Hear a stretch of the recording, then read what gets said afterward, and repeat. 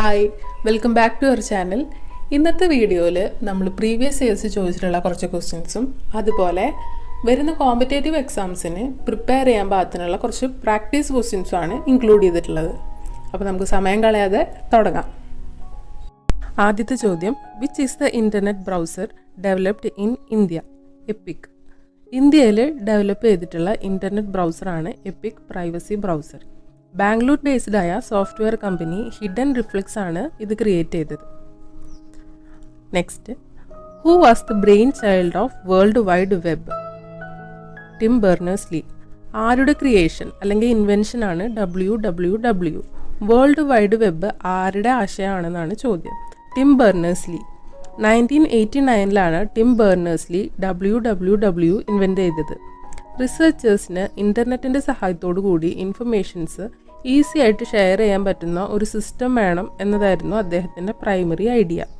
In other words, system of interlinked web pages and other digital resources that can be accessed through the internet.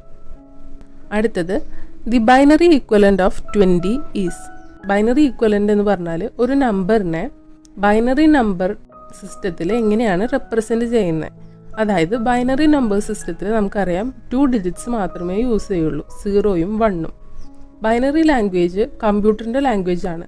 കമ്പ്യൂട്ടേഴ്സിൽ data store ചെയ്യാനും process ചെയ്യാനും use ചെയ്യുന്നത് ഈ language ആണ്. ഇവിടെ ചോദിച്ചിരിക്കുന്നത് 0യും 1ഉം വെച്ച് എങ്ങനെയാണ് 20 എന്ന നമ്പർ റെപ്രസെൻറ്റ് ചെയ്യുന്നത്. അതിന് വേണ്ടിയിട്ട് നമുക്ക് ചെയ്യേണ്ടത് ഡെസിമൽ ടു ബൈനറി കൺവേർഷൻ ആണ്. ഡെസിമൽ ടു ബൈനറി കൺവേർഷൻ ഇതുപോലെയാണ് ചെയ്യുന്നത്. ആദ്യം നമുക്ക് തന്നിരിക്കുന്നത് 20യുടെ കാണാൻ വേണ്ടിയിട്ടാണ്. അപ്പോൾ 20നെ നമ്മൾ 2 വെച്ച് ഡിവൈഡ് ചെയ്യും.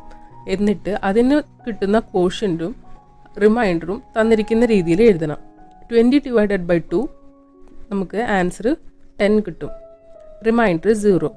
10 ഡിവൈഡഡ് ബൈ 2 5 കിട്ടും നമുക്ക് കോഷ്യൻ്റ്, റിമൈൻഡർ 0. 5 ഡിവൈഡഡ് ബൈ 2 2 കിട്ടും, റിമൈൻഡർ 1. 2 ഡിവൈഡഡ് ബൈ 2 1 കിട്ടും, റിമൈൻഡർ 0. ഇതുപോലെ എഴുതിയതിന് ശേഷം നമുക്ക് അവസാനം കിട്ടിയ കോഷ്യൻ്റ് 1 തൊട്ട് റിമൈൻഡേഴ്സിൻ്റെ ബോട്ടം ടു ടോപ്പ് നമ്പേഴ്സ് എഴുതണം. അങ്ങനെ എഴുതുമ്പോൾ നമുക്കൊരു സീരീസ് ഓഫ് നമ്പേഴ്സ് കിട്ടും. 1 0 1 0 0.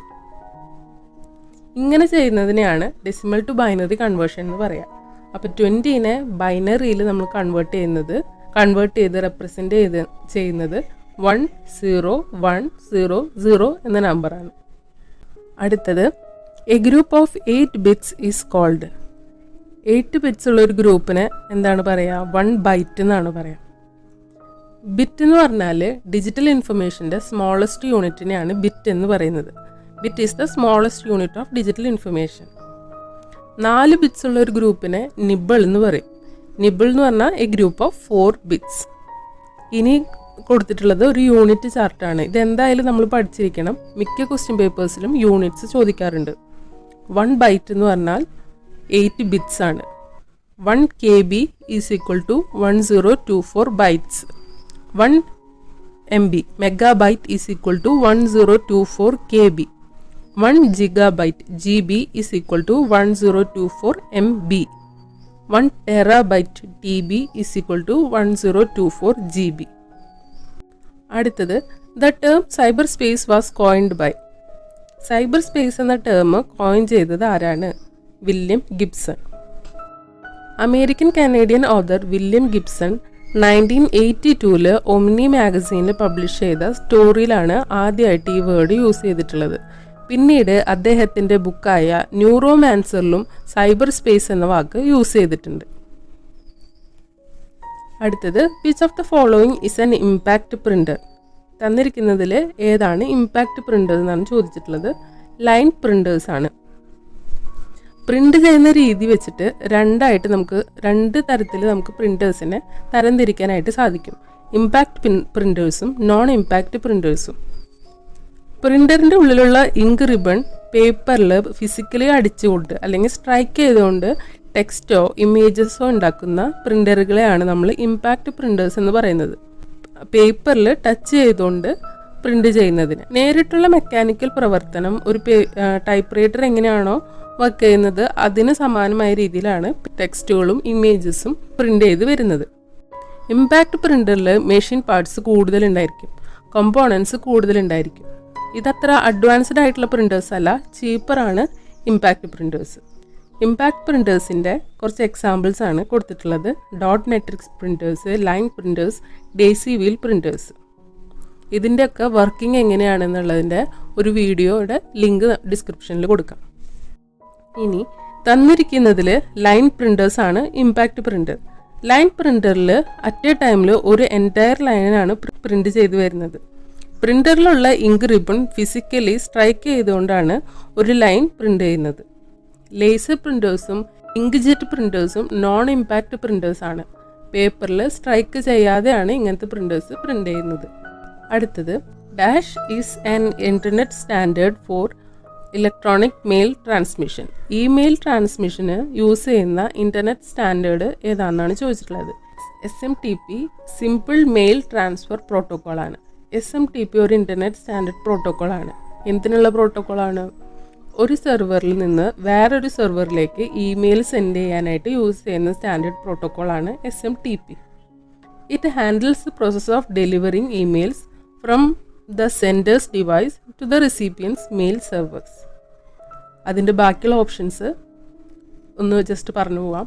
POP പോസ്റ്റ് ഓഫീസ് പ്രോട്ടോക്കോളും IMAP ഇൻ്റർനെറ്റ് മെസ്സേജിംഗ് ആക്സസ് പ്രോട്ടോക്കോളും ഒരു മെയിൽ സെർവറിൽ നിന്ന് യൂസറിൻ്റെ ഡിവൈസിലേക്ക് ഇമെയിൽ റിട്രീവ് ചെയ്തെടുക്കാനായിട്ട് ഉപയോഗിക്കുന്ന പ്രോട്ടോക്കോൾസാണ്. ഇവർ മെയിൽസ് അയക്കാനായിട്ട് ഹെൽപ്പ് ചെയ്യുന്നില്ല. ഇത് ജസ്റ്റ് ഇമെയിൽസ് റിട്രീവ് ചെയ്തെടുക്കാൻ മാത്രം ഹെൽപ്പ് ചെയ്യുന്ന പ്രോട്ടോക്കോൾസാണ് POPയും IMAPയും.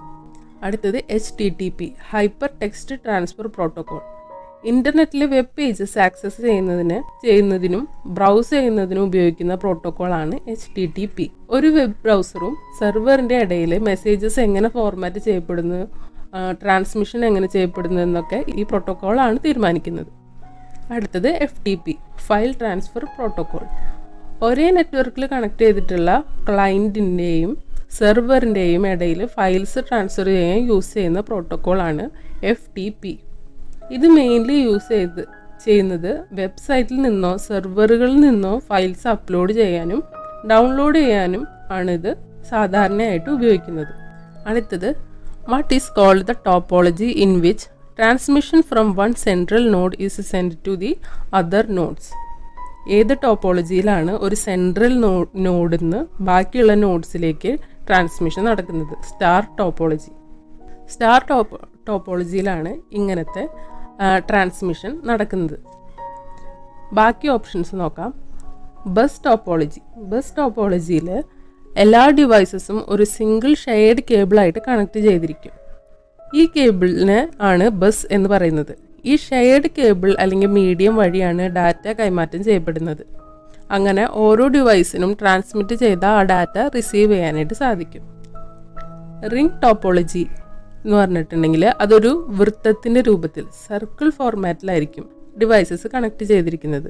ഈ റിംഗ് ഫോർമേഷൻ വഴിയാണ് ഡാറ്റ ട്രാൻസ്മിഷൻ അവിടെ നടക്കുന്നത്. അടുത്തത് മെഷ് ടോപ്പോളജി. മെഷ് എന്ന് പറഞ്ഞിട്ടുണ്ടെങ്കിൽ വല പോലെ എല്ലാ ഡിവൈസസും തമ്മിൽ അങ്ങോട്ടും ഇങ്ങോട്ടും ഒക്കെ ഇൻ്റർ കണക്റ്റഡ് ആയിരിക്കും. ഡാറ്റ ട്രാൻസ്മിഷൻ മൾട്ടിപ്പിൾ റൂട്ട്സ് ഏത് വഴി വേണമെങ്കിലും നടക്കും. ഒരു സെൻട്രൽ പോയിൻറ്റിൻ്റെ ആവശ്യമില്ലാതെ തന്നെ ഡിവൈസസിന് ഡയറക്റ്റ്ലി തമ്മിൽ കമ്മ്യൂണിക്കേറ്റ് ചെയ്യാനായിട്ട് സാധിക്കും, കാരണം അവർ ഇൻ്റർ കണക്റ്റഡ് ആയതുകൊണ്ട്. അതിനെയാണ് മെഷ് ടോപ്പോളജി എന്ന് പറയുന്നത്. Next, in telephone line which media is used for communication. Telephone ലൈനിൽ യൂസ് ചെയ്യുന്ന കമ്മ്യൂണിക്കേഷൻ മീഡിയ ഏതാണ്? ട്വിസ്റ്റഡ് പെയർ കേബിൾസ് ആണ് ടെലിഫോൺ ലൈനിൽ യൂസ് ചെയ്യുന്ന കമ്മ്യൂണിക്കേഷൻ മീഡിയ. ട്രഡീഷണൽ ടെലിഫോൺ ലൈൻസിൽ മോസ്റ്റ് കോമൺലി യൂസ് ചെയ്തിരുന്ന കമ്മ്യൂണിക്കേഷൻ മീഡിയ ആണ് ട്വിസ്റ്റഡ് പെയർ കേബിൾസ്. ഇതിൽ പരസ്പരം ട്വിസ്റ്റ് ചെയ്തിട്ടുള്ള രണ്ട് ഇൻസുലേറ്റഡ് ചെമ്പ് വയേഴ്സ് ഉണ്ട്, കോപ്പർ വയേഴ്സ് ഉണ്ട്. നിയർ ബൈ കേബിൾസ് എന്നുള്ള ഇലക്ട്രോ മാഗ്നറ്റിക് ഇൻ്റർഫറൻസ്, അതായത് തടസ്സങ്ങളും ക്രോസ് ടോക്സും കുറയ്ക്കാൻ വേണ്ടിയാണ് ഇങ്ങനെ കോപ്പർ വയേഴ്സ് ട്വിസ്റ്റ് ചെയ്ത് ഇതുപോലെ ഈ ഫോട്ടോയിൽ കാണുന്ന പോലെ കൊടുത്തിട്ടുള്ളത്. അതുമാത്രമല്ല ഷോർട്ട് ടു മീഡിയം ഡിസ്റ്റൻസ് വരെയുള്ള സിഗ്നൽ ട്രാൻസ്മിഷൻസ് ക്ലിയർ ആക്കാനും സഹായിക്കുന്നുണ്ട്. ട്വിസ്റ്റഡ് പെയർ കേബിൾസ് ചിലവ് കുറഞ്ഞതും ഇൻസ്റ്റാൾ ചെയ്യാൻ എളുപ്പമുള്ളതുമാണ്. അതുപോലെ വോയിസ് കമ്മ്യൂണിക്കേഷൻ്റെ ലോ ബാൻഡ് വിഡ്ത്ത് ആവശ്യങ്ങൾക്കും ഏറ്റവും സ്യൂട്ടബിൾ മീഡിയ ആണ് ട്വിസ്റ്റഡ് പെയർ കേബിൾസ്. അടുത്തത്, how many layers are imagined in OSI reference model. OSI reference മോഡലിൽ എത്ര ലെയേഴ്സാണ് ഉള്ളത്? 7 ലെയേഴ്സാണ് OSI റെഫറൻസ് മോഡലിൽ ഉള്ളത്. ഓപ്പൺ സിസ്റ്റം ഇൻ്റർ കണക്ഷൻ. ഒരു നെറ്റ്വർക്കിലൂടെ ഒരു കമ്പ്യൂട്ടർ സിസ്റ്റത്തിൽ നിന്നും മറ്റൊരു ഡിവൈസിലേക്ക് എങ്ങനെയാണ് ഡാറ്റ മൂവ് ചെയ്യുന്നതെന്ന് എക്സ്പ്ലെയിൻ ചെയ്യുന്ന മോഡലാണ് OSI reference model. Step by step എങ്ങനെയാണ് മൂവ് ചെയ്യുന്നതെന്ന് കാണിക്കുന്ന മോഡലാണ് ഇത്. ഇതിൽ 7 ലെയേഴ്സാണ് ഉള്ളത്. നമുക്കിത് മനസ്സിലാക്കാൻ വേണ്ടിയിട്ട് എങ്ങനെയാണോ നമ്മളൊരു പാഴ്സൽ അയക്കുക അങ്ങനെയാണ് എക്സ്പ്ലെയിൻ ചെയ്ത് പോവുക. 7 ലെയേഴ്സ് ഏതൊക്കെയാണെന്ന് നോക്കാം. Application layer, presentation layer, session layer, transport layer, network layer, data link layer, physical layer. ഈ 7 ലെയേഴ്സിനും സ്പെസിഫിക് ജോബ്സ് ഉണ്ട്.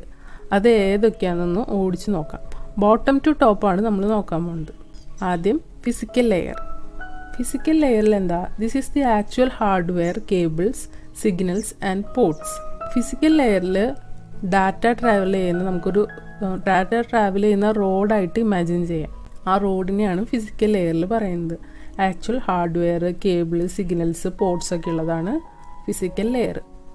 അടുത്തത് ഡാറ്റ ലിങ്ക് ലെയർ.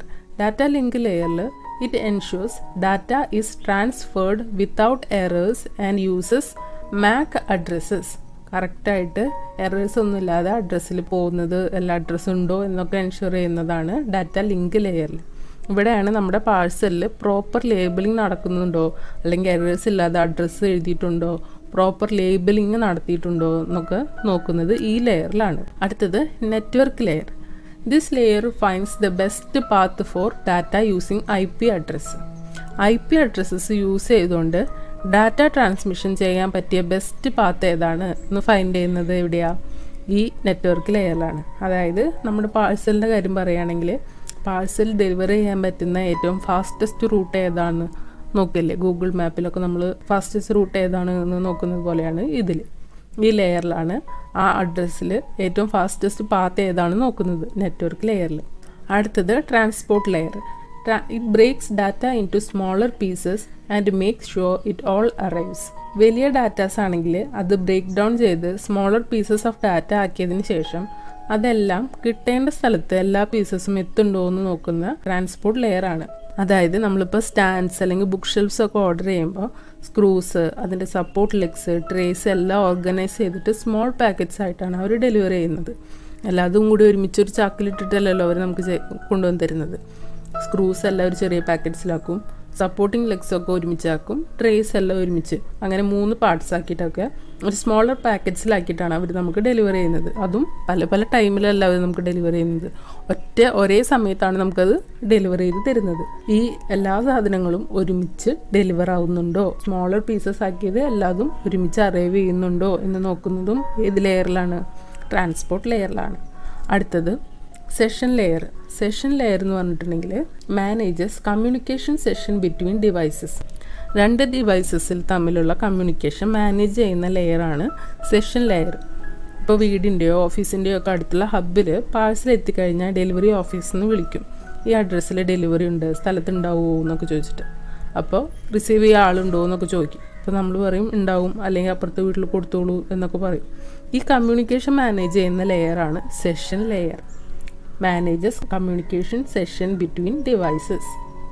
അടുത്തത് പ്രസൻറ്റേഷൻ ലെയർ. പ്രസൻറ്റേഷൻ ലെയർ നമുക്ക് കുറച്ച് ഓഫ് ടോപ്പിക് പാഴ്സൽ പോണതാണ്. ഇതിൽ പറയുന്നത് നിങ്ങൾക്കിപ്പോൾ വിദേശത്ത് നിന്ന്, ഇപ്പോൾ ചൈനയിൽ നിന്നൊക്കെ വരുന്ന പാഴ്സലാണെന്ന് വെക്കാം. അതിനകത്തൊരു ലെറ്റർ ഉണ്ട്. ആ ലെറ്ററിൽ എഴുതിയിരിക്കുന്നത് നിങ്ങൾക്ക് മനസ്സിലാവാത്ത ഭാഷയിലാണ്. അപ്പോൾ അത് വായിച്ച് മനസ്സിലാക്കണമെങ്കിൽ അത് ആദ്യം ട്രാൻസ്ലേറ്റ് ചെയ്യണ്ടേ. അതാണ് ഇവിടെ പ്രസൻറ്റേഷൻ ലെയറിൽ നടക്കുന്നത്. ഡാറ്റനെ റീഡബിൾ ഫോർമാറ്റിലേക്ക് കൺവേർട്ട് ചെയ്യുന്ന ലെയറാണ് presentation layer. Converts data into readable format for the application. ഡാറ്റയെ നമ്മൾക്ക് മനസ്സിലാവുന്ന രീതിയിൽ കൺവേർട്ട് ചെയ്യും ഈ ലെയറിൽ.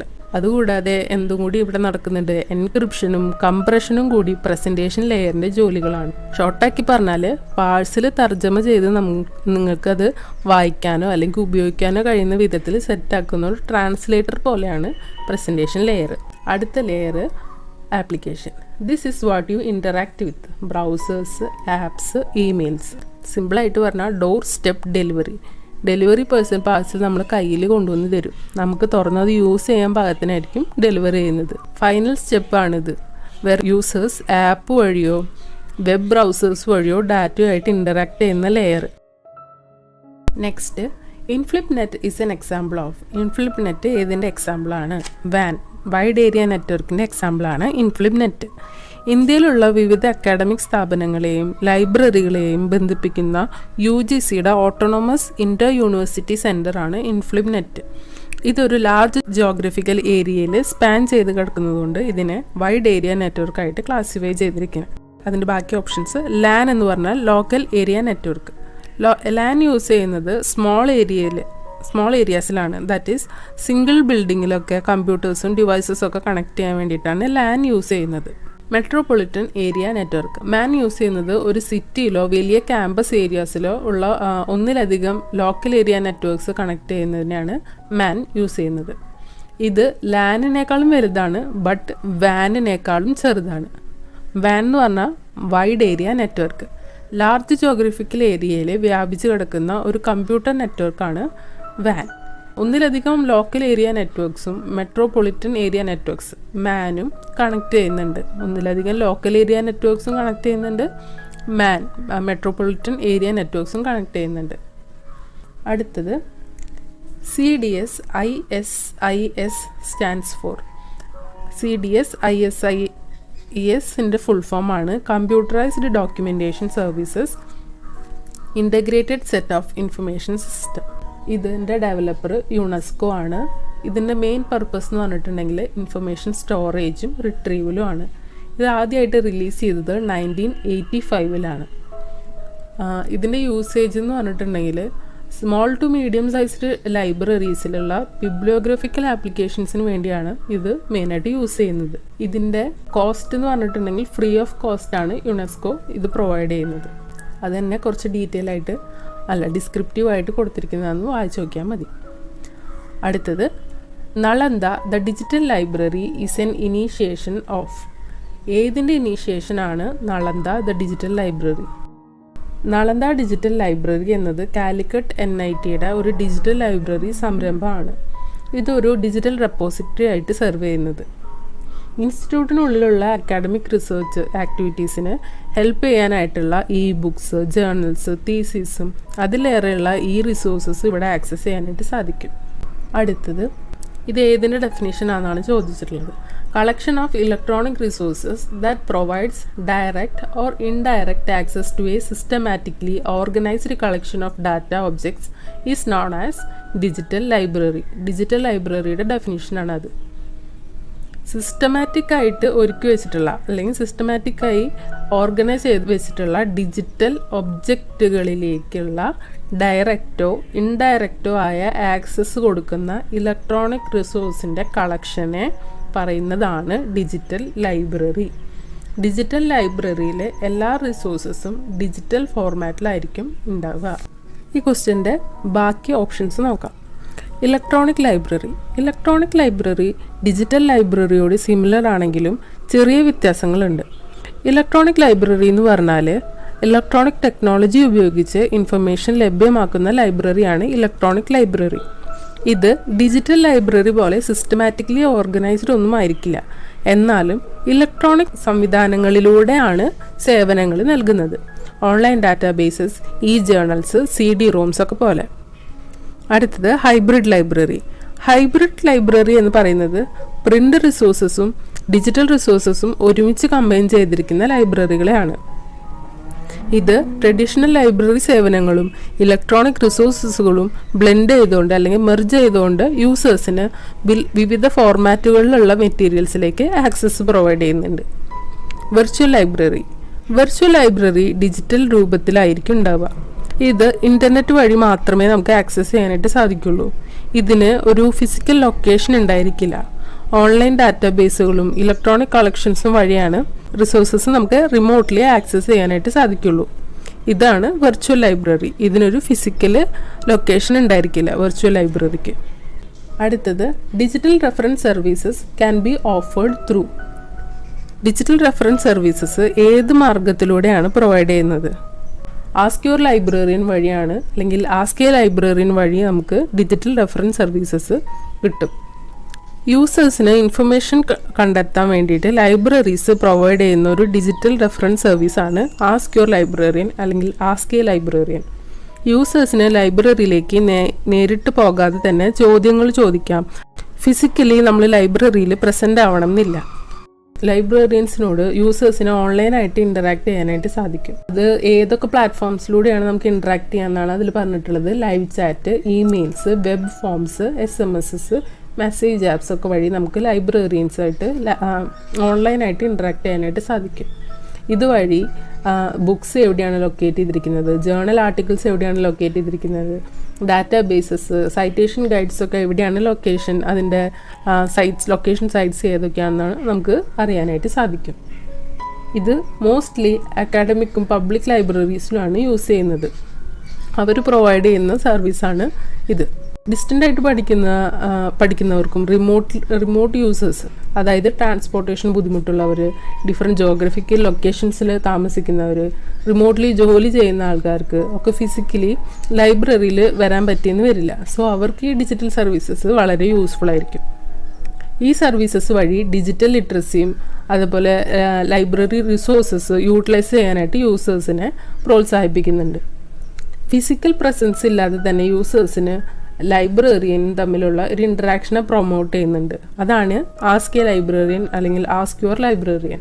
സാധാരണ റെഫറൻസ് ഡെസ്ക് സർവീസസിന് ഒരു മോഡേൺ ഓൾട്ടർനേറ്റീവ് കൊടുക്കണമെന്നുണ്ടെങ്കിൽ ആസ്ക് യുവർ ലൈബ്രറിയൻ സർവീസ് ഒരു ബെറ്റർ മോഡേൺ ഓൾട്ടർനേറ്റീവ് ആണ്. അടുത്തത് internet public library is maintained by.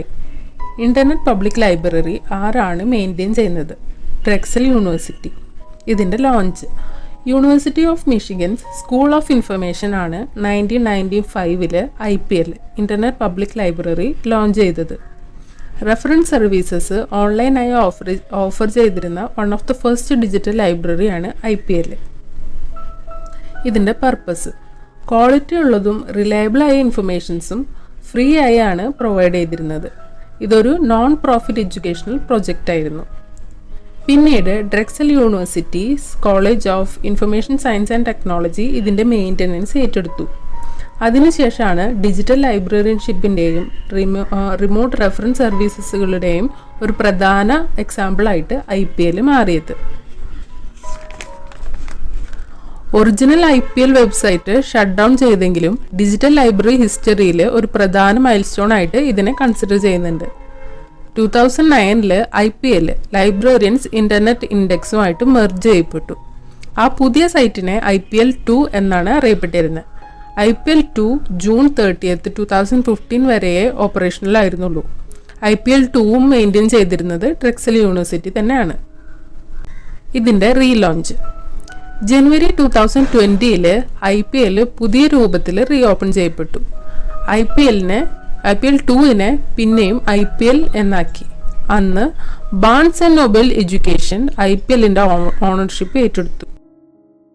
IPLൻ്റെ current focus high school and undergraduate സ്റ്റുഡൻസിന് വേണ്ടിയിട്ടുള്ള എസ്സേ റൈറ്റിങ്ങും റിസർച്ച് പേപ്പർ ടോപ്പിക്സിനെ പറ്റിയാണ് ഫോക്കസ് ചെയ്തിരിക്കുന്നത്. അതായത് അക്കാഡമിക് റൈറ്റിങ്ങിലാണ് കൂടുതൽ ഫോക്കസ് കൊടുത്തിട്ടുള്ളത്. ചില പൊതുവായ വിവരങ്ങൾ ഇപ്പോഴും നൽകുന്നുണ്ടെങ്കിലും IPLൻ്റെ പ്രൈമറി റോള് അക്കാഡമിക് റൈറ്റിങ്ങിന് വേണ്ടിയിട്ട് ഹെൽപ്പും ഗൈഡൻസും കൊടുക്കുക അല്ലെങ്കിൽ പ്രൊവൈഡ് ചെയ്യുക എന്നുള്ളതാണ്. അടുത്തത് who organized convention for CALIBER INFLIBNET. കാലിബറിൻ്റെ full form convention on automation of libraries in education and research institutions. INFLIBNET organize ചെയ്യുന്ന ആനുവൽ കൺവെൻഷനാണ് കാലിബർ. എഡ്യൂക്കേഷൻ ആൻഡ് റിസർച്ച് ഇൻസ്റ്റിറ്റ്യൂഷൻസിലെ library automation, networking, digital information management എന്നിവയുമായി ബന്ധപ്പെട്ട ഇഷ്യൂസാണ് ഈ കൺവെൻഷനിൽ main focus. ഇതൊരു ബൈനിയൽ കൺവെൻഷനാണ്. 2 years കൂടുമ്പോൾ കണ്ടക്ട് ചെയ്യുന്ന കൺവെൻഷനാണ് ബൈനിയൽ കൺവെൻഷൻ. ബൈ ആനുവൽ അല്ല.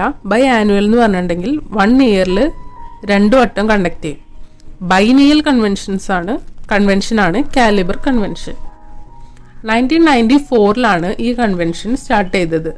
അന്ന് തൊട്ട് ഇത് ലൈബ്രറി ആൻഡ് ഇൻഫർമേഷൻ സയൻസ് കമ്മ്യൂണിറ്റിയിലെ ഒരു മേജർ ഇവൻ്റാണ്. Library professionals, IT experts, educators, റിസർച്ചേഴ്സിനും അവരുടെ പേപ്പേഴ്സ് പ്രസൻറ്റ് ചെയ്യാനും നോളേജസ് ഷെയർ ചെയ്യാനും ഒരു പ്ലാറ്റ്ഫോം കാലിബർ കൺവെൻഷൻ പ്രൊവൈഡ് ചെയ്യുന്നുണ്ട്. ഇതുവരെ 22 കാലിബർ കൺവെൻഷൻസ് ആണ് കണ്ടക്ട് ചെയ്തിട്ടുള്ളത്. Next CALIBER convention 2025 November 17th to 19th ആണ് കണ്ടക്ട് ചെയ്യാൻ പോകുന്നത്. ഈ നടക്കാൻ പോകുന്നത് 14th ഇന്റർനാഷണൽ കാലിബർ ആണ്. ശ്രീ വെങ്കടേശ്വര യൂണിവേഴ്സിറ്റി SVU ആയിട്ടാണ് ഈ പ്രാവശ്യം കാലിബർ കൊളാബറേറ്റ് ചെയ്യുന്നത്. In collaboration with Sri Venkateswara university, Tirupati, Andhra Pradesh. അടുത്തത്, who coined the term paperless society? FW Lancaster. Paperless society എന്നുള്ള ടേം കോയിൻ ചെയ്തത് ആരാണ്? Frederick Wilfrid Lancaster. അദ്ദേഹത്തിനെ പറ്റിയുള്ള ഒരു ചെറിയ നോട്ടാണ് കൊടുത്തിട്ടുള്ളത്. ജസ്റ്റ് വായിച്ചു നോക്കിയാൽ നമുക്ക് മനസ്സിലാവും. അടുത്തത്, dash is the collection of data or records in a machine readable format? Database. Database is the collection of data or records in a machine readable format. Machine readable ഫോർമാറ്റിൽ സ്റ്റോർ ചെയ്ത് വെച്ചിരിക്കുന്ന data or റെക്കോർഡ്സിന്റെ കളക്ഷനെ പറയുന്ന പേരാണ് database. A database is a collection of data or records stored in a machine readable format. Machine readable ഫോർമാറ്റിലായതുകൊണ്ട് തന്നെ നമുക്ക് വിവരങ്ങൾ എളുപ്പത്തിൽ കണ്ടെത്താൻ, റിട്രീവ് ചെയ്യാനും മാനേജ് ചെയ്യാനും ഡാറ്റാസ് അപ്ഡേറ്റ് ചെയ്യാനും ഇത് ഹെൽപ്പ് ചെയ്യും.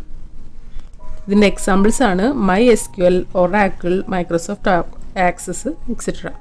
ഇതിൽ കൊടുത്തിരിക്കുന്ന ബാക്കി ഓപ്ഷൻസിൻ്റെ ഡെഫിനിഷൻസ് നമ്മൾ പഠിച്ചിരിക്കണം.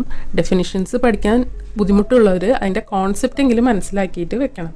അപ്പോൾ ക്വസ്റ്റ്യൻസ് വരുമ്പോൾ നമുക്ക് എന്തെങ്കിലും ഒരു പരിചയം തോന്നുള്ളൂ. കോൺസെപ്റ്റ് അറിയാമെങ്കിൽ നമുക്ക് എന്തെങ്കിലും ഒരു പരിചയം തോന്നുള്ളൂ. അതേപോലെ ഓരോന്നിൻ്റെയും 2 or 3 എക്സാമ്പിൾസും നോക്കി വയ്ക്കണം. Library is the heart of institution എന്ന് ആരാണ് പറഞ്ഞത്? ഡോക്ടർ സർവേപ്പള്ളി രാധാകൃഷ്ണൻ. അക്കാഡമിക് ഡെവലപ്മെൻറ്റിനും ഇൻ്റലക്ച്വൽ ഡെവലപ്മെൻറ്റിനും ലൈബ്രറികൾ നിർണായക പങ്ക് വഹിക്കുന്നുണ്ട് എന്ന് അദ്ദേഹം എംഫസൈസ് ചെയ്ത് പറഞ്ഞിട്ടുണ്ട്. ക്രൂഷ്യൽ റോളാണ് ലൈബ്രറീസ് പ്ലേ ചെയ്യണമെന്ന്. Library is the heart of institution എന്ന് പറയുന്നതിലൂടെ ഒരു എഡ്യൂക്കേഷൻ്റെ എക്കോസിസ്റ്റത്തിൽ ലൈബ്രറികൾക്ക് സെൻട്രൽ ഇമ്പോർട്ടൻസ് ആണ് ഉള്ളത് എന്ന് ഹൈലൈറ്റ് ചെയ്തിരിക്കുന്നത് ഇവിടെ. അടുത്തത്, who was awarded with the first PhD in library science in India? ഇന്ത്യയിൽ ലൈബ്രറി സയൻസ് ഫീൽഡിൽ ഫസ്റ്റ് PhD കിട്ടിയത് ആർക്കാണ്, അല്ലെങ്കിൽ അവാർഡ് ചെയ്തത് ആർക്കാണ്? DB കൃഷ്ണറാവു. DB കൃഷ്ണറാവുവിനാണ് ഇന്ത്യയിൽ ആദ്യത്തെ PhD ലഭിച്ചത് in library science. Doctor SR രംഗനാഥൻ്റെ ഗൈഡൻസിൽ ഡൽഹി യൂണിവേഴ്സിറ്റിയിൽ നിന്നാണ് PhD എടുത്തത്. ഇന്ത്യയിൽ ലൈബ്രറി ആൻഡ് ഇൻഫർമേഷൻ സയൻസിനെ കുറിച്ചുള്ള അക്കാഡമിക് സ്റ്റഡീസിനും അതുപോലെ പ്രൊഫഷണൽ സ്റ്റഡീസിനും അദ്ദേഹത്തിൻ്റെ ഈ റിസർച്ച് ആയിരുന്നു ഫൗണ്ടേഷൻ. അടുത്തത്, Khuda Bakhsh oriental public library is located at? Patna. പാട്നയിലാണ് Khuda Bakhsh oriental public library locate ചെയ്തിരിക്കുന്നത്. ഖുദാ ബക്ഷ് ഓറിയന്റൽ ലൈബ്രറി ഇന്ത്യയിലെ വൺ ഓഫ് ദ ഓൾഡസ്റ്റ് ലൈബ്രറിയാണ്. ഇത് പാട്ന, ബീഹാറിലാണ് ലൊക്കേറ്റ് ചെയ്തിരിക്കുന്നത്. 1891 മൗലവി ഖുദാ ബക്ഷ് സ്കോളർ ആയിരുന്നു ഈ ലൈബ്രറി പബ്ലിക്കിന് വേണ്ടി തുറന്നു കൊടുത്തത്. ഈ ലൈബ്രറി അതിൻ്റെ ഇസ്ലാമിക് ലിറ്ററേച്ചേഴ്സ്, റയറായ മാനുസ്ക്രിപ്റ്റ്സ്, കയ്യെഴുത്ത് പുസ്തകങ്ങൾ, ഹിസ്റ്റോറിക്കൽ ഡോക്യുമെൻസിൻ്റെ ഒക്കെ വാസ്റ്റ് കളക്ഷൻസ് കൊണ്ടാണ് അറിയപ്പെട്ടിരുന്നത്. ഈ ലൈബ്രറിക്ക് റെക്കഗ്നിഷൻ കിട്ടിയത് തന്നെ ഇതിൻ്റെയൊക്കെ റിച്ച് ആൻഡ് വാസ്റ്റ് കളക്ഷൻ കൊണ്ടാണ്. അതുകൊണ്ട് തന്നെ ഇത് റിസർച്ച് ചെയ്യുന്നവർക്കും ചരിത്ര പഠനം ചെയ്യുന്ന ആൾക്കാർക്കും ഹിസ്റ്റോറിയൻസിനും വേണ്ടിയുള്ള ഒരു വാല്യുബിൾ റിസോഴ്സ് ആയിട്ട് മാറി. കൂടാതെ ഇത് നാഷണൽ മിഷൻ ഫോർ മാനുസ്ക്രിപ്റ്റ്സിൻ്റെ അണ്ടറിൽ പ്രവർത്തിക്കുന്ന ഒരു മാനുസ്ക്രിപ്റ്റ് കൺസർവേഷൻ സെൻ്ററായും ഫങ്ഷൻ ചെയ്യുന്നുണ്ട്, MCC. കേരളത്തിലും കുറച്ച് MCC മാനുസ്ക്രിപ്റ്റ് കൺസർവേഷൻ സെൻറ്റേഴ്സ് ഉണ്ട്. Regional conservation laboratory Trivandrum, centre for heritage studies Tripunithura, ORI and manuscripts library Trivandrum. അങ്ങനെ. അടുത്തത്, ILA established in the year? ILA establish ചെയ്ത year 1933. The Indian library association establish ചെയ്തത് September 13, 1933 കൽക്കട്ടയിൽ വെച്ച് നടന്ന ഫസ്റ്റ് ഓൾ ഇന്ത്യൻ ലൈബ്രറി കോൺഫറൻസിലാണ് ILA form ചെയ്തത്. അടുത്തത്, ഇന്ത്യയിലെ ISBN പ്രൊവൈഡ് ചെയ്യുന്നത് ആരാണ്? Who provides the ISBN in India? RRRNA, Rajaram Mohan Roy national agency. Rajaram Mohan Roy national agency for ISBN ആണ് ഇന്ത്യയിലെ ISBN പ്രൊവൈഡ് ചെയ്യുന്നത്. ISBN എന്ന് പറഞ്ഞാൽ international standard for book number. Ministry of എഡ്യൂക്കേഷൻ്റെ അണ്ടറിലാണ് ഈ ഏജൻസി ഓപ്പറേറ്റ് ചെയ്യുന്നത്. മിനിസ്ട്രി ഓഫ് എഡ്യൂക്കേഷനെ formally known as ministry of human resource development MHRD. NEP national education policy 2020 പ്രകാരമാണ് ministry of human resource development എന്ന പേരിനെ മിനിസ്ട്രി ഓഫ് എഡ്യൂക്കേഷൻ എന്നാക്കി മാറ്റിയത്. Which library is authorized to receive books under delivery of books act? തന്നിരിക്കുന്നതിൽ delivery of books act പ്രകാരം books receive ചെയ്യാൻ authorized ആയിട്ടുള്ള library ഏതാണ്? തന്നിരിക്കുന്നതിൽ കണ്ണിമാര പബ്ലിക് ലൈബ്രറിയാണ് ഓതറൈസ്ഡ് ആയിട്ടുള്ള library. Delivery of books act ആണ് നമുക്ക് ആദ്യം നോക്കേണ്ടത്. ഡെലിവറി ഓഫ് ബുക്സ് ആക്ട് എന്ന് പറഞ്ഞാൽ അതിൻ്റെ മെയിൻ എയിം പബ്ലിക് ലൈബ്രറീസിനെ സപ്പോർട്ട് ചെയ്യുക, അതിനോടൊപ്പം ഫ്യൂച്ചർ ജനറേഷന് വേണ്ടി ഇന്ത്യയിൽ പബ്ലിഷ് ചെയ്യുന്ന റെക്കോർഡ്സ്, അത് ബുക്സ് ആവാം, ന്യൂസ് പേപ്പേഴ്സ് ആവാം, അതെല്ലാം പ്രിസർവ് ചെയ്ത് വെക്കാം. ഇതാണ് ഡെലിവറി ഓഫ് ബുക്സ് ആക്ടിൻ്റെ ഒബ്ജക്റ്റീവ്. ഈ ആക്ട് എനാക്ട് ചെയ്തത് 1954 ഇതിനു വേണ്ടി ഇന്ത്യയിൽ പബ്ലിഷ് ചെയ്യുന്ന ഓരോ പുസ്തകത്തിൻ്റെയും ന്യൂസ് പേപ്പേഴ്സിൻ്റെയോ സീരിയൽസിൻ്റെയും ഫ്രീ കോപ്പീസ് പബ്ലിഷേഴ്സ് ചില പബ്ലിക് ലൈബ്രറീസിലേക്ക് എത്തിക്കണം. ഈ ഡെലിവറി ഓഫ് ബുക്സ് ആക്ട് പ്രകാരം ഡെസിഗ്നേറ്റ് ചെയ്തിട്ടുള്ള 4 ലൈബ്രറീസിലേക്ക് വേണം എത്തിക്കാൻ. Publishers must deliver a free copy of every book, newspaper or serials published in India to certain public libraries. ഇങ്ങനെ കോപ്പീസ് പബ്ലിഷ് ചെയ്ത ബുക്കിൻ്റെ കോപ്പീസ് അയക്കണം. അയക്കുന്ന കോപ്പി കംപ്ലീറ്റ് ആൻഡ് പെർഫെക്റ്റ് ആയിട്ടുള്ള കോപ്പി ആയിരിക്കണം അയക്കാൻ. ബുക്സ് ഓർ റെക്കോർഡ്സ് പബ്ലിഷ് ചെയ്ത് 30 ഡേയ്സിൻ്റെ ഉള്ളിൽ തന്നെ ലൈബ്രറീസിലേക്ക് എത്തിക്കണം. അതും ഫ്രീ ഓഫ് കോസ്റ്റ് ആയിരിക്കണം ഡെലിവറി ചെയ്യേണ്ടത്. ബുക്സ്, ന്യൂസ് പേപ്പേഴ്സ് അല്ലെങ്കിൽ ഈ റെക്കോർഡ്സ് അയച്ചു കൊടുക്കാത്ത പക്ഷം ഫൈൻ അടയ്ക്കേണ്ടതായിട്ട് കമ്പൽസറി ആണ്. പബ്ലിഷേഴ്സിനുള്ള ലീഗൽ ഒബ്ലിഗേഷനാണ് ഇത്. അവർ പബ്ലിഷ് ചെയ്ത ബുക്സ് അല്ലെങ്കിൽ റെക്കോർഡ്സിൻ്റെ ഒരു കോപ്പി 4 ലൈബ്രറീസിലേക്ക് വെച്ചിട്ട് അയക്കണം. അതും ഫ്രീ ഓഫ് കോസ്റ്റ് വേണം അയക്കാൻ. ഈ ഡെലിവറി ഓഫ് ബുക്സ് ആക്ട് പ്രകാരം ഡെസിഗ്നേറ്റ് ചെയ്തിട്ടുള്ള 4 ലൈബ്രറീസിനെയാണ് നമ്മൾ ഡെപ്പോസിറ്ററി ലൈബ്രറീസ് എന്ന് പറയുന്നത്. 4 ഡെപ്പോസിറ്ററി ലൈബ്രറീസ് ആണ് national library Kolkata, Connemara public library Chennai, central library Mumbai അല്ലെങ്കിൽ ഏഷ്യാറ്റിക് സൊസൈറ്റി ലൈബ്രറി മുംബൈ, അടുത്തത് ഡൽഹി പബ്ലിക് ലൈബ്രറി ഡൽഹി. അടുത്തത് library legislation, acts, international conventions ഭാഗത്തുനിന്ന് വരുന്ന ക്വസ്റ്റ്യൻസ് ആണ്. Andhra Pradesh public library act enacted in. Andhra Pradesh public library enact ചെയ്ത ഇയറാണ് 1960. ആന്ധ്രാപ്രദേശിലെ പബ്ലിക് ലൈബ്രറീസിൻ്റെ എസ്റ്റാബ്ലിഷ്മെൻറ്റ്, മെയിൻ്റനൻസ്, അതിൻ്റെ ഡെവലപ്മെൻറ്റ് എല്ലാം നിയന്ത്രിക്കുന്ന ഒരു സ്റ്റേറ്റ് ലെവൽ ലോ ആണ് ആന്ധ്രാപ്രദേശ് പബ്ലിക് ലൈബ്രറി ആക്ട് 1960. എഡ്യൂക്കേഷനും ലിറ്ററസിയും പ്രൊമോട്ട് ചെയ്യാൻ വേണ്ടിയിട്ട് ബുക്സും നോളേജും യൂസേഴ്സിന് കൂടുതൽ ആക്സസ് ചെയ്യാൻ പറ്റുന്ന രീതിയിലാക്കി കൊടുക്കുന്നതാണ് ഇതിൻ്റെ എയിം. അടുത്തത്, in India right to information act RTI was passed in. ഇന്ത്യയിൽ റൈറ്റ് ടു ഇൻഫർമേഷൻ ആക്ട് വിവരാവകാശ നിയമം പാസ്സായ ഇയർ സിമ്പിളാണ്. RTI ആക്ട് 2005 ആക്ട് പാസ് ചെയ്തത്. ആക്ട് പാർലമെൻറ്റിൽ പാസ്സായത് 12 മെയ് 2005. ഇത് ഫോഴ്സിൽ വന്നത് 15 ജൂൺ 2005 മുതലാണ്. വിവരാവകാശ നിയമം പാസ്സാക്കിയ ലോകത്തിലെ ആദ്യത്തെ രാജ്യം സ്വീഡൻ ആണ്. ഒരു സാധാരണ പൗരന് ഗവൺമെൻറ്റിൽ നടക്കുന്ന കാര്യങ്ങൾ, അതായത് ഗവൺമെൻറ്റിൻ്റെ പ്രവർത്തനങ്ങളും അല്ലെങ്കിൽ ഗവൺമെൻറ്റുമായി ബന്ധപ്പെട്ട അനുബന്ധ വസ്തുതകളെ പറ്റി അറിയാൻ അവകാശം നേടിത്തന്ന ഒരു സുപ്രധാന നിയമമാണ് RTI ആക്ട്. സമയബന്ധിതമായി ഒരു ഫിക്സഡ് പീരീഡ് ഓഫ് ടൈമിൽ നമ്മൾ ചോദിക്കുന്ന വിവരങ്ങൾ ഗവൺമെൻറ് അല്ലെങ്കിൽ ഗവൺമെൻറ് എയ്ഡഡ് സ്ഥാപനങ്ങളിൽ നിന്ന് നമുക്ക് ലഭിക്കും. ഇത് ആർക്കൊക്കെ യൂസ് ചെയ്യാൻ പറ്റും? ഓൾ ഇന്ത്യൻ സിറ്റിസൻസിന് യൂസ് ചെയ്യാനായിട്ട് സാധിക്കും. ഇതിന് പെനാൽറ്റീസും വരുന്നുണ്ട്. hefty fines and disciplinary actions for officials who fail to provide informations. നമ്മൾ ചോദിക്കുന്ന ഇൻഫർമേഷൻസ് ഒഫീഷ്യൽസ് പ്രൊവൈഡ് ചെയ്യാത്ത പക്ഷം അവർക്കെതിരെ ഡിസിപ്ലിനറി ആക്ഷൻസും hefty ഫൈൻസും ഉണ്ടായിരിക്കും. അടുത്തത്, Berne convention 1886 is related to. 1886 Berne convention തന്നിരിക്കുന്നതിൽ ഏതുമായി റിലേറ്റഡ് ആണ്? കോപ്പിറൈറ്റ് ആയിട്ട് റിലേറ്റഡ് ആണ്. 1886 ബേൺ കൺവെൻഷൻ എസ്റ്റാബ്ലിഷ് ചെയ്തത്. ഇതൊരു ഇൻ്റർനാഷണൽ എഗ്രിമെൻ്റ് ആണ്. ഓതേഴ്സ്, മ്യൂസിഷ്യൻസ്, ആർട്ടിസ്റ്റ്സ് പോലുള്ള ക്രിയേറ്റേഴ്സിൻ്റെ റൈറ്റ്സ് പ്രൊട്ടക്റ്റ് ചെയ്യാനുള്ള എഗ്രിമെൻ്റ് ആണ് ബേൺ കൺവെൻഷനിൽ പറയുന്നത്. രജിസ്ട്രേഷൻ്റെ ആവശ്യമില്ലാതെ തന്നെ എല്ലാ മെമ്പർ കൺട്രീസിലും ക്രിയേറ്റേഴ്സിൻ്റെ വർക്ക്സ് പ്രൊട്ടക്റ്റഡ് ആണ് എന്ന് ഇത് എൻഷുർ ചെയ്യുന്നുണ്ട്. ക്രിയേറ്റേഴ്സിൻ്റെയും ഓതേഴ്സിൻ്റെയും റൈറ്റ്സ് പ്രൊട്ടക്റ്റ് ചെയ്യാനും കോപ്പിറൈറ്റ് ലോ അനുസരിച്ച് അവരുടെ വർക്ക്സ് പ്രൊട്ടക്റ്റ് ചെയ്യുന്നതിലും പ്രൈമറി ഫോക്കസ് കൊടുക്കുന്ന ഒരു ഇൻ്റർനാഷണൽ ട്രീറ്റി ഉടമ്പടിയാണ് Berne convention. Berne convention 3 main principles base ചെയ്തിട്ടാണ് ഉള്ളത്. Equal rights for foreign authors, automatic protection, independent protection in each country.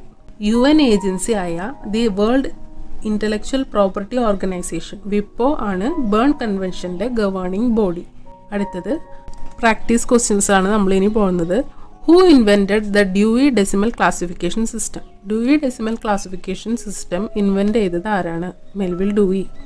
DDC found ചെയ്തത് മെൽവിൽ ഡൂയി ആണ്. 1876 DDC ഫൗണ്ട് ചെയ്തത്. ഇതിൻ്റെ purpose to organise library materials by subjects using a decimal based system.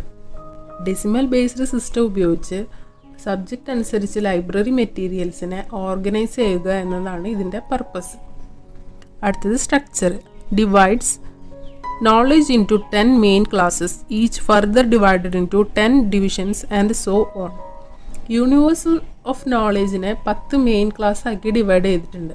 ആ 10 main classes ഓരോന്നിനെയും 10 divisions ആയിട്ട് പിന്നെയും further divide ചെയ്തിട്ടുണ്ട്. ഇങ്ങനെയാണ് ഇതിൻ്റെ സ്ട്രക്ചർ പോകുന്നത്. വേൾഡ് വൈഡ് യൂസ് ചെയ്യുന്ന one of the popular classification സിസ്റ്റമാണ് DDC. അടുത്തത് when was the school of library economy started? School of library economy start ചെയ്തത് 1887 ലോകത്തിലെ ആദ്യത്തെ ലൈബ്രറി സ്കൂളായിരുന്നു സ്കൂൾ ഓഫ് ലൈബ്രറി എക്കോണമി. ന്യൂയോർക്കിലെ കൊളംബിയ കോളേജ്, ഇപ്പോഴത്തെ കൊളംബിയ യൂണിവേഴ്സിറ്റിയിലാണ് മെൽവിൽ ഡൂയി ഈ സ്കൂൾ എസ്റ്റാബ്ലിഷ് ചെയ്തത് ഇയർ 1887. പിന്നീട് ആൽബനിയിലേക്ക് മാറ്റി ന്യൂയോർക്ക് സ്റ്റേറ്റ് ലൈബ്രറിയുടെ ഭാഗമായി മാറി. ലൈബ്രറിയൻഷിപ്പ് ഒരു പ്രൊഫഷനായി കണ്ടു തുടങ്ങിയതും ലൈബ്രറി സയൻസ് എഡ്യൂക്കേഷന് തുടക്കം കുറിച്ചതും ഈ സ്കൂളിൻ്റെ എസ്റ്റാബ്ലിഷ്മെൻറ്റിലൂടെയാണ്. അടുത്തത് full name of Melvil Dewey. Melvil ഡൂയിയുടെ full name Melville Louis Kossuth Dewey. Melville Louis Kossuth Dewey. അടുത്തത് who is called father of modern librarianship അല്ലെങ്കിൽ father of modern library classification? Father of modern librarianship അല്ലെങ്കിൽ father of modern library classification എന്ന് ചോദിച്ചാൽ അത് ആരാണ്? Melvil ഡൂയിയാണ്. Father of modern ലൈബ്രറിയൻഷിപ്പും Melvil ഡൂയിയാണ്. Father of modern library classification എന്ന് ചോദിച്ചാലും മെൽവിൽ ഡൂയിയാണ്. അടുത്തത് the first journal of library science, library journal, was started by whom? Library science ഫീൽഡിലെ ആദ്യത്തെ ജേർണൽ ഏതാണ്? Library journal. ഈ ലൈബ്രറി ജേർണൽ ആരുടെ ഇനീഷ്യേറ്റീവാണ്? മെൽവിൽ ഡൂയിയുടെ ഇനീഷ്യേറ്റീവാണ് ലൈബ്രറി ജേർണൽ. മെൽവിൽ ഡൂയി 1876 ലൈബ്രറിയന്മാർക്ക് വേണ്ടി തുടങ്ങിയ അമേരിക്കൻ മാഗസീനാണ് ലൈബ്രറി ജേർണൽ. ഇതിൽ മെയിനായി ലൈബ്രറികളെ കുറിച്ചുള്ള ന്യൂസ്, സ്പെഷ്യലി പബ്ലിക് ലൈബ്രറീസിൻ്റെ, പിന്നെ ലൈബ്രറിയിൽ നടക്കുന്ന ആക്ടിവിറ്റീസ്, അവിടുത്തെ വർക്ക്സിനെ പറ്റിയുള്ള ആർട്ടിക്കിൾസ്, ബുക്ക് റിവ്യൂസ്, ലൈബ്രറിയിൽ യൂസ് ചെയ്യുന്ന എക്യുപ്മെൻറ്റ്സ്, പിന്നെ ലൈബ്രറിയുമായി റിലേറ്റഡ് ആയിട്ടുള്ള ടോപ്പിക്സിനൊക്കെയാണ് പറ്റിയാണ് ഇതിൽ പറയുന്നത്. ലൈബ്രറിയൻസിന് അവരുടെ ഐഡിയാസ് ഷെയർ ചെയ്യാനും പരസ്പരം പഠിക്കാനും ലൈബ്രറീസിൻ്റെ ഡെവലപ്മെൻറ്റ് സപ്പോർട്ട് ചെയ്യാനും വേണ്ടി ആണ് മെൽവിൽ ഡൂയി ഈ ജേർണൽ ഉണ്ടാക്കിയത്. അടുത്തത് മെൽവിൽ ഡൂയിയുടെ ക്ലാസിഫിക്കേഷൻ സ്കീമിൽ ഏത് ടൈപ്പ് നൊട്ടേഷൻസ് ആണ് യൂസ് ചെയ്തിരിക്കുന്നത്? Melvil Dewey uses dash notations in his classification scheme. Numerical decimal notation. Simple ടേംസിൽ പറയുകയാണെങ്കിൽ യൂണിവേഴ്സ് ഓഫ് നോളേജ് എന്ന് പറഞ്ഞാൽ ഒരു ബ്രോഡ് കാറ്റഗറി അല്ലേ? അതിൽ നിന്ന് ഓരോന്നും സ്പെസിഫിക് സബ്ജക്ട്സിൻ്റെ അടിസ്ഥാനത്തിൽ ഓർഗനൈസ് ചെയ്യാനായിട്ട് ഡ്യൂയി യൂസ് ചെയ്തത് നമ്പേഴ്സും ഡെസിമൽസും ആണ്. ഇൻ അതർ വേർഡ്സ് ഡ്യൂയി നമ്പേഴ്സും ഡെസിമൽസും ഉപയോഗിച്ചുകൊണ്ടാണ് ഈ ബ്രോഡ് കാറ്റഗറിയിലുള്ള സബ്ജക്ട്സിനെ സ്പെസിഫിക് വൺസായിട്ട് ഓർഗനൈസ് ചെയ്തത്. ഇങ്ങനെ ഓർഡർ ആക്കുന്നതിലൂടെ ലൈബ്രറിയൻസിന് ലൈബ്രറി മെറ്റീരിയൽസ് ലോജിക്കൽ വേയിൽ അറേഞ്ച് ചെയ്യാനായിട്ട് സാധിക്കും. Numerical decimal notation enumerative decimal notation എല്ലാം സെയിം ആണ്. ക്വസ്റ്റ്യൻസിൽ തരുന്ന ഓപ്ഷൻസ് ഇത് ഏത് വേണമെങ്കിലും വരാം. ഈ ക്വസ്റ്റ്യനിൽ ന്യൂമറിക്കൽ ഡെസിമൽ നൊട്ടേഷൻ ആണ് ചോദിച്ചിട്ടുള്ളത്, ആണ് ഓപ്ഷനിൽ വന്നിട്ടുള്ളത്. അടുത്തത് Dewey decimal classification DDC is now looked after by. DDC classification ഇപ്പോൾ ടേക്ക് കെയർ ചെയ്യുന്നത് ആരാണ്? OCLC, online computer library centre OCLC. 1967 ആരംഭിച്ച യുണൈറ്റഡ് സ്റ്റേറ്റ്സ് ബേസ്ഡ് ആയിട്ടുള്ള ഒരു ഗ്ലോബൽ ലൈബ്രറി സഹകരണ സ്ഥാപനമാണ് OCLC.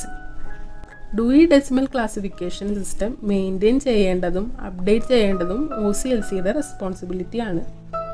വേൾഡ് വൈഡ് ആയിട്ടുള്ള ലൈബ്രറീസിന് ടൂൾസ്, ഡാറ്റാസ്, സർവീസസ് ഒക്കെ ഷെയർ ചെയ്തും അതിന് വേണ്ട സപ്പോർട്ടും കൊടുക്കുന്നുണ്ട്. OCLC കൊടുക്കുന്നുണ്ട്. അടുത്തത് Melvil Dewey conceived DDC in 1873 and published in the year. Melville Dewey DDC conceive ചെയ്ത ഇയർ 1873 ആണ്. DDC പബ്ലിഷ് ചെയ്ത ഇയർ ആണ് ചോദിച്ചിട്ടുള്ളത്. പബ്ലിഷ് ചെയ്തത് 1876 1873 കൺസീവ് ചെയ്തു, 1876 പബ്ലിഷ് ചെയ്തു. മെൽവിൽ ഡൂയി ആംബ്രസ്റ്റ് കോളേജിൽ വർക്ക് ചെയ്യുമ്പോഴാണ് DDCയുടെ ഐഡിയ കൺസീവ് ചെയ്തത്. Which editions of DDC are published by OCLC? DDCയുടെ ഏതൊക്കെ എഡിഷൻസ് ആണ് OCLC പബ്ലിഷ് ചെയ്യുന്നത്? Abridged, unabridged, both, none. രണ്ടും പബ്ലിഷ് ചെയ്യുന്നുണ്ട്. എബ്രിഡ്ജ്ഡ് വേർഷൻസും അൺഅബ്രിഡ്ജ്ഡ് എഡിഷൻസും DDCയുടെ OCLC ആണ് പബ്ലിഷ് ചെയ്യുന്നത്. 1988 മുതലാണ് DDCയുടെ പബ്ലിഷർ OCLC ആയത്. അന്ന് മുതൽ DDCയുടെ അബ്രിഡ്ജ്ഡ് എഡിഷൻസും അൺഅബ്രിഡ്ജ്ഡ് എഡിഷൻസും പബ്ലിഷ് ചെയ്യുന്നതിൻ്റെ റെസ്പോൺസിബിലിറ്റി OCLCക്കാണ്.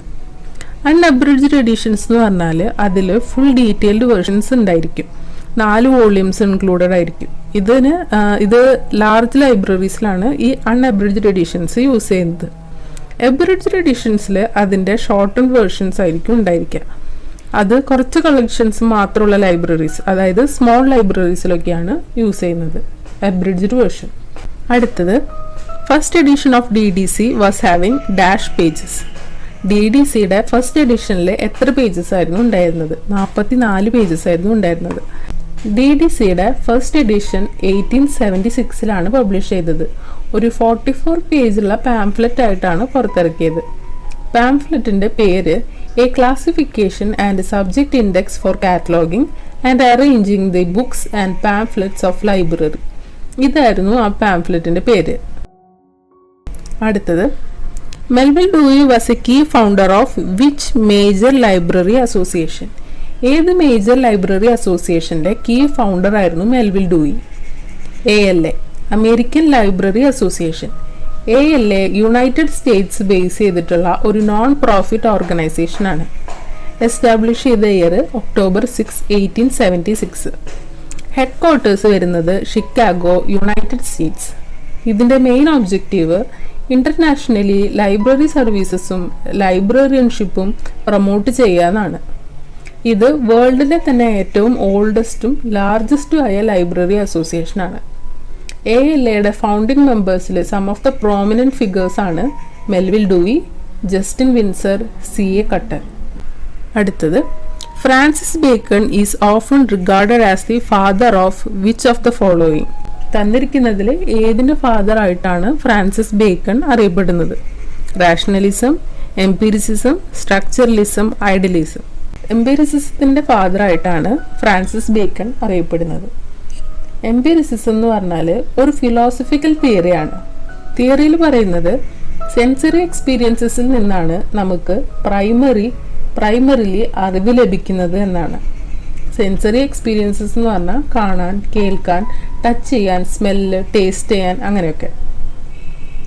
ബേക്കന്റെ എംപിരിസിസത്തിലും ഇത് തന്നെയാണ് പറയുന്നത്. നമ്മുടെ സെൻസസ് ആയ sight, hearing, touch, taste, smell വഴി എക്സ്പീരിയൻസസ് ചെയ്യാൻ പറ്റുന്നതിലൂടെയാണ് നോളേജ് അല്ലെങ്കിൽ അറിവ് ഉണ്ടാകുന്നത് എന്നാണ്.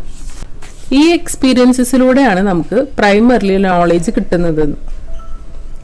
അക്കോർഡിംഗ് ടു ഹിം, വേൾഡ് എങ്ങനെയാണ് എന്ന് മനസ്സിലാക്കാൻ വേണ്ടിയിട്ട് അതിനെ പറ്റി ആലോചിച്ച് അതിൻ്റെ തോട്ട്സിൽ ഇരുന്നിട്ട് കാര്യമില്ല, മറിച്ച് അതിന് പറ്റിയിട്ടുള്ള ഫാക്ട്സും എവിഡൻസസും കണ്ടെത്തി അതിൽ വേണം കൂടുതൽ ഫോക്കസ് കൊടുക്കാൻ.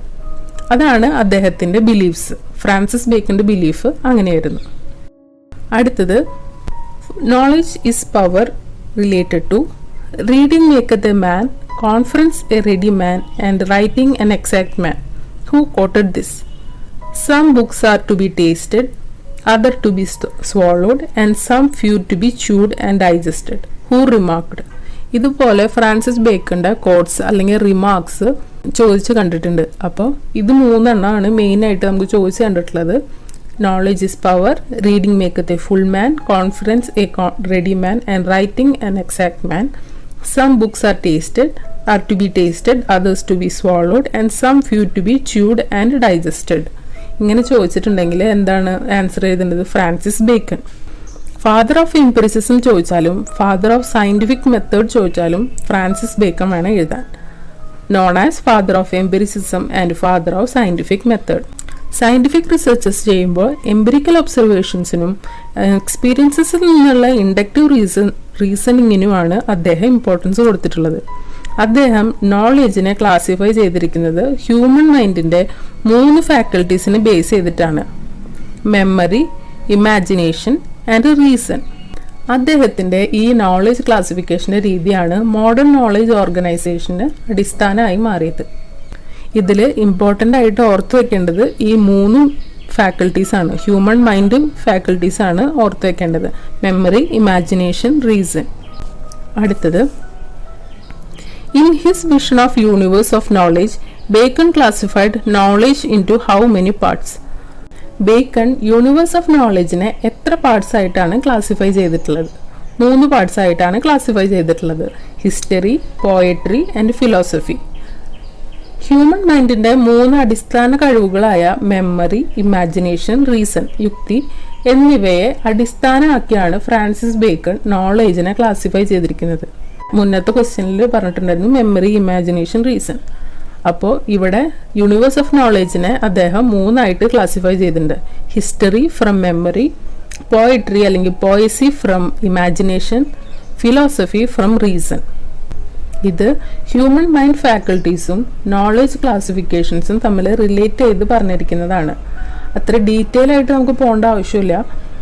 ജസ്റ്റ് ഏതൊക്കെയാണ് 3 ഹ്യൂമൻ മൈൻഡ് ഫാക്കൽറ്റീസെന്നും ഏതൊക്കെ നോളജ് ക്ലാസിഫിക്കേഷൻസ് ആയിട്ടാണ് ഡിവൈഡ് ചെയ്തിരിക്കുന്നതെന്നും ഓർത്ത് വെച്ചാൽ മതിയായിരിക്കും. പിന്നെ ഇതൊന്ന് വായിച്ചു നോക്കിയിട്ടുണ്ടെങ്കിൽ അതിൻ്റെ ഒരു എക്സാക്റ്റ് ഐഡിയ എന്താണെന്ന് മനസ്സിലാക്കാനായിട്ട് പറ്റും. അടുത്തത്, who is regarded as the first classificationist? E C. Richardson. First classificationist ആരാണ്? E C. Richardson. USA Hartford theology സെമിനാരിയിലെ ആദ്യത്തെ ലൈബ്രറിയൻ ആയിരുന്നു ഇ.സി. റിച്ചാർഡ്സൺ. പിന്നീട് പ്രിൻസ്റ്റൺ യൂണിവേഴ്സിറ്റി ലൈബ്രറിയിലെ ലൈബ്രറിയനായിട്ടും സർവീസ് കൊടുത്തിട്ടുണ്ട്. ലൈബ്രറി ക്ലാസിഫിക്കേഷന് ഒരു തിയറി ഫോർമുലേറ്റ് ചെയ്യാനും അതിനുവേണ്ടി സിസ്റ്റമാറ്റിക് അറ്റംപ്റ്റ് നടത്തിയ ആദ്യത്തെ ക്ലാസിഫിക്കേഷനിസ്റ്റാണ് അദ്ദേഹം. 1910 അദ്ദേഹം പബ്ലിഷ് ചെയ്ത ക്ലാസിഫിക്കേഷൻ തിയറിറ്റിക്കൽ ആൻഡ് പ്രാക്ടിക്കൽ എന്ന ബുക്ക് ആണ് ക്ലാസിഫിക്കേഷനെ കുറിച്ചുള്ള ആദ്യത്തെ ടെക്സ്റ്റ് ബുക്ക്. ഈ ബുക്ക് പിന്നീട് SR രംഗനാഥന്റെ ടീച്ചറായ WCB സേയേഴ്സിന് ഒരു ഇൻസ്പിറേഷൻ ആയിരുന്നു. ബുക്കിന്റെ ഇൻട്രൊഡക്ഷൻ പാർട്ടിൽ ക്ലാസിഫിക്കേഷൻ സ്കീംസ് എങ്ങനെ ഡെവലപ്പ് ചെയ്യാമെന്നും അതിന് ഉള്ള ഫണ്ടമെന്റൽ ലോസും പ്രിൻസിപ്പിൾസും എല്ലാം ഔട്ട്ലൈൻ ചെയ്തിരുന്നു. അടുത്തത്, father of library science in India. ഏറ്റവും ബേസിക് ക്വസ്റ്റ്യൻ ആണ്. Doctor SR Ranganathan. In the OSI reference model, which layer is responsible for IP addressing and routing of data? നമ്മൾ OSI റെഫറൻസ് മോഡൽ പഠിച്ചപ്പോൾ ഓരോ ലെയറും പറഞ്ഞിട്ടുണ്ടായിരുന്നു. അപ്പോൾ ഇതിലാണ് IP addressing and routing of data വരുന്നത്? നെറ്റ്വർക്ക് ലെയറിലാണ്, layer 3. In OSI reference model, which layer ensures error-free data transfer using MAC addresses? Data link layer, layer 2ലാണ് ഈ എറർ ഫ്രീ ഡാറ്റ ട്രാൻസ്ഫർ ചെയ്യുന്നുണ്ടോ, മാക് അഡ്രസ്സിലേക്ക് പോകുന്നുണ്ടോ എന്നൊക്കെ നോക്കിയത്. In the OSI reference model, which layer includes services like web browsers and email applications? ഏതിലായിരുന്നു? Application layer, layer 7ലാണ് web ബ്രൗസേഴ്സും ഇമെയിൽ ആപ്ലിക്കേഷൻസും ഒക്കെ ഇൻക്ലൂഡഡ് ആയിട്ടുള്ള വരുന്നത്. അപ്പോൾ നമ്മൾ ഇത്രയും ക്വസ്റ്റ്യൻസ് വെച്ച് ഇന്നത്തെ വീഡിയോ അവസാനിപ്പിക്കുകയാണ്. ഇതിൻ്റെ ബാക്കി അടുത്ത വീഡിയോ ആയിട്ട് ചെയ്യുന്നതായിരിക്കും. നിങ്ങൾക്ക് ഈ വീഡിയോ യൂസ്ഫുൾ ആയി എന്ന് വിശ്വസിക്കുന്നു. നിങ്ങളുടെ അഭിപ്രായങ്ങളും സജഷൻസും കമൻസായി അറിയിക്കുക. Happy learning. ബൈ.